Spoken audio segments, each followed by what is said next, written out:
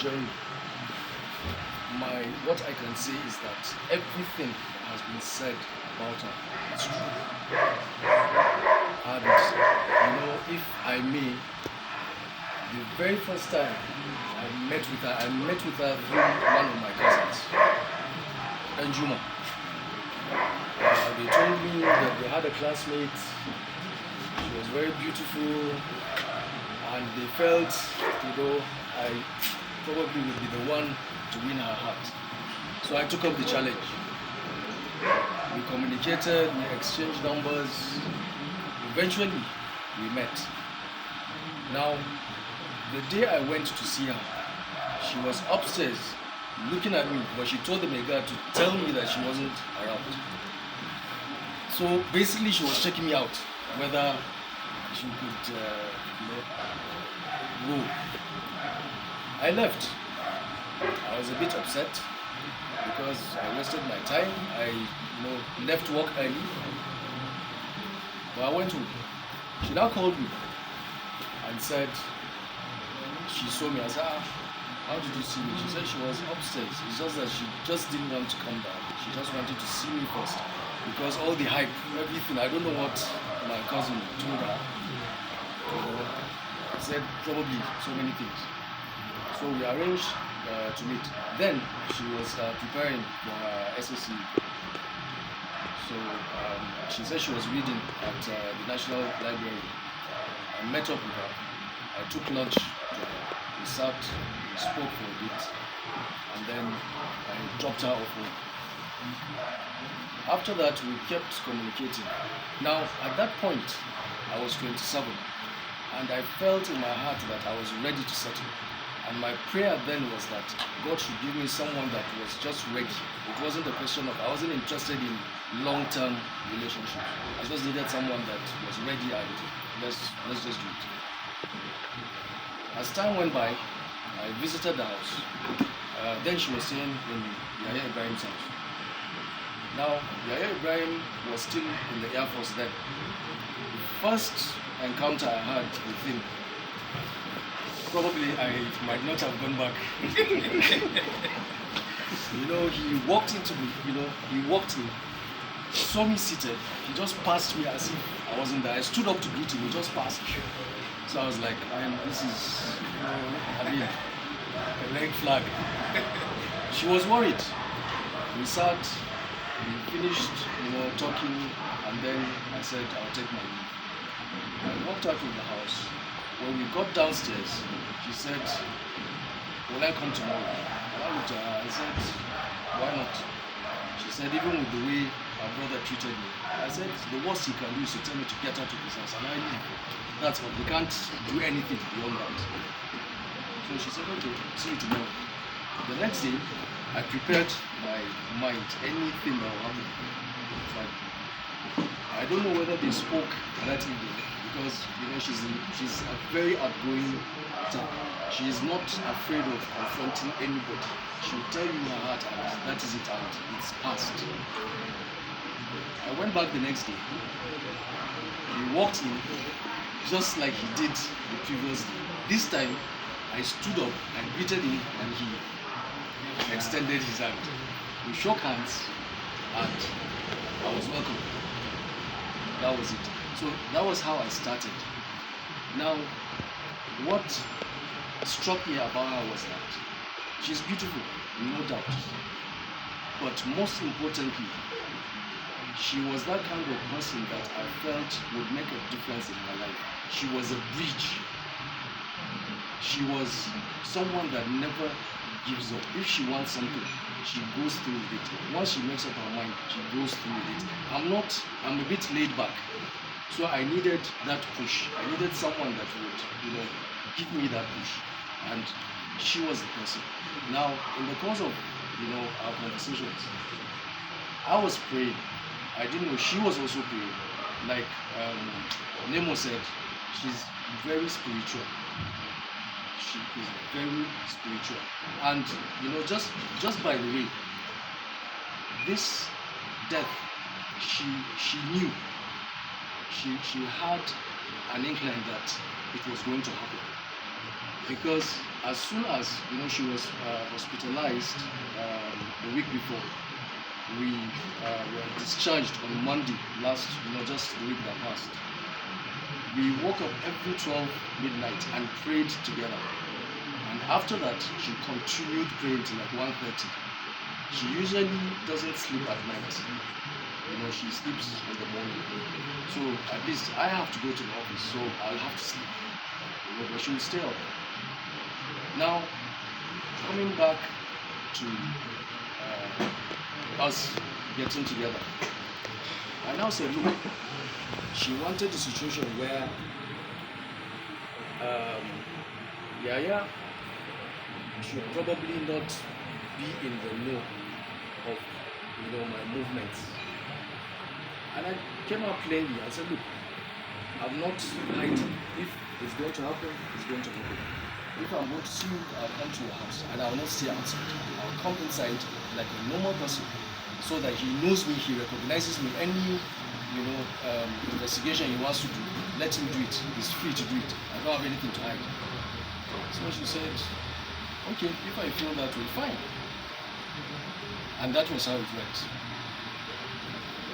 Now, she told me that she was praying for someone that would not want a long relationship to her, which was exactly what I wanted. And it just clicked. Now, the issue was our parents. Her mom came in for Kusam,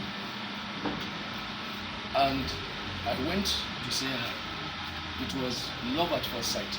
There's this popular saying, if the mother doesn't like you, just hands off. It's a different thing if the father doesn't like you. The mother can make the father like you, whether he likes it or not. But if the mother doesn't like you, there's every possibility you will have problems from the time you marry till whenever. My case was different. Along the line also, we now found out that both families, my cousins, were Yaya Sam's friends, and basically they were all family because their dad was a missionary in Zaire, and then it was a family, so they knew. So there wasn't any need for any long investigation or whatever. So mine was a safe line. We agreed. I got married in 2004, August 7th. Our birthday is on the 6th. So usually we celebrate our birthday on the 6th, and then we celebrate, our anniversary. Unfortunately, this year I'm all alone. Now, in essence, she stood for what was right. She was my backbone. She was an encourager. She has the drive. She's ill. She's physically, you can physically see she's ill, but she's resisting to go to the hospital. Most times I have to call either Yaya Sam or call Yaya Ibrahim to call her and pretend that I wasn't the one that told him that she's not feeling well. So just to get her out of the house to go to the hospital. She would tell me that, look, we're wasting resources. I said, how are we wasting resources? We need to get better. He said, we've not done this, we've not done this. I mean, like, must we spend our money on her? I said, look, it's not, it's one thing. We get to a point where it's not going to work out. But before then, whatever needs to be done has to be done. But still, she resisted. This last score, I had to call her Auntie Maria. Called her, told her that, look, Sadia is not well. Begged her, let's go to the hospital. She's refused. What can we do? Auntie Mary, now in her wisdom, called her and told her that, look, you've been on my heart and I'm coming to the house now. So when I come, I would like to see you. She did. She went. It was on a Friday. She called her, she opened the door, she saw her, and immediately she called me. And I pretended I did not know that she was there. Because if she did know that I was the one that instigated it, then I would not rest. That was who she was. She never wanted anyone to shoulder her burdens. She was a one-man army. But then at some point, no matter how strong you are, there are breaking points. And she was at her breaking point. I know over the years, every situation that happened to her, it was one thing after the other, to the point where if she were not that strong, we would have lost her years back. That's the truth. And to be honest with you, there were times we even went to the hospital without letting her brothers know. Because especially she would say, don't tell Anthony, don't tell Anthony. Once you call Anthony, she will tell them all. And that's what, she always resisted. Anthony will not say, this is the thing, she will hype it, like she's, dying. And that was what she, tried to avoid. But then I told her, I said, look, it's out of concern. By the special grace of God, I've never been hospitalized throughout my life. I've never been hospitalized. My illness is malaria or typhoid or stress. But I could understand her standpoint because taking medicine morning, night, and evening, doing insulin, like sometimes she's like she doesn't know anywhere, she doesn't have anywhere to even, do the insulin. Now, she was, becoming a little bit, distressed, and I kept on praying, and I kept on telling her, look, your life now does not only belong to you. We are involved, your brothers are involved. You have a son, at least if not for my sake, for his sake. And I think for his sake, that was why she kept going. Now, she's brought him up the best way she knows how to do. She has dreams for him. She has aspirations for him. He's never been away from her for long till this time when he's in Nile and he had to go back to the hostel. It was war. Every week he was going to see. He will carry food. He has canteens. No, cook food and take to him. I said, look, he's a grown child. You're spoiling him. She said, let me spoil him. So probably all that she did was in preparation because, she may not get to do it. I failed in that respect to look at what she was doing in that light. But, thanks be to God, I am very, very sure, I have peace of mind that she is where she needs to be. She's with the Lord. And by the special grace of God, we shall meet again. She does not have a replacement. She's not someone that you can, just replace. It's not, some television that you can upgrade. So I feel blessed. I have no complaints, and if I had a chance to go through that route again, I would gladly go through, because she comes from a good family. She respects those that she needs to respect. People is an outgoing person, so the tendency is that there might be decisions that she may overrule. But you see, the way I see it, the way I, see things is totally different from the way she sees things. So most times, my approach might not be the right approach. And most times, I end up doing what she initially told me to do. And so, I stopped, arguing. If she says, why not just do it this way? I'll say, okay. We'll see it, we'll say, okay. I say, but if it goes wrong, it's your fault. I say, she agrees. And then that was how, we kept on, going. But then, as it is Faithful Friday, I went to the office. She was fine. We greeted in the morning. I made breakfast for her. I I left. Between 10 and 11, that's when she usually wakes up because she do her insulin and all that. I now called and she did pick. I now called and she didn't pick. Now I was scared because why would her phone be off? At least if she doesn't pick anybody's calls, she will pick mine. And it's just for me to know she's alright.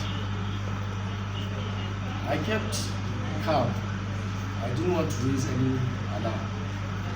At about 3 p.m., she now called me and said her niece, Saliha, is coming to the house. She's celebrating her birthday. So she would like to come to our house and cut the cake. I said, okay, fine. So she said, why don't go to Yahuza, buy some suya and chicken. She wants chicken. And then some drinks. I said, fine, I will. I closed from work at 4:30. I went to Yahuza and listened to her. I bought everything she asked me to buy. I went back to the house, opened the door, went in. She was coming out, from the bathroom. So she said, did I buy everything she asked? I said, yes. She now said she's hungry. So I said, but I just came back from work. Let me relax. She said she's hungry. I said, okay. So I said, would you eat the chicken first before our visitors come for the cutting of the cake? She said, let her taste. I said, okay. I gave her. She went back to the room. She now called me. I was in the kitchen trying to warm rice. She now said, we were gisting. She was telling me that she was watching BBC, so she was telling me that Putin has finally killed that young man that he poisoned some time back. So I said, well, that's their own thing. I mean, I'm not really into whatever it is that they're doing. We kept on gisting. Only for her to say, baby, I need your help. I now rushed into the room and saw her gasping for breath. Now, we do have an oxygen concentrator which you connect to light. I immediately plugged it in and put it to her nostrils. She was trying to take in the air, but the air doesn't seem to be going through. So I quickly ran and called Mr. Akani. He's the elder brother of Nemo, her friend that just spoke. He now came over, and immediately rushed out and called a doctor, Dr. Nora. She's also in King's Court. Dr. Nora came immediately, started doing CPR. We called security because she was heavy, and it's we're on the first floor. So before I think they came, and the time it took for them to bring her down and put her in the car, time was lost. Apart from time being lost, this road most often times is always filled with traffic. Mr. George, you're here. Martin, sorry. Mr. Martin is my neighbor just across. He came down immediately and commandeered the car. I was sitting trying to resuscitate her while she was sitting in the back, while she was laying in the back rather. He did all he could. We got to FMC. Getting to FMC, the nurses came out. Well, they're used to seeing people dying.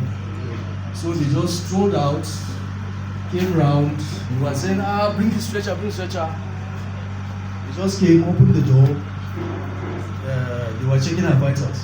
Now, for me, I'm not a doctor, but I've been around doctors.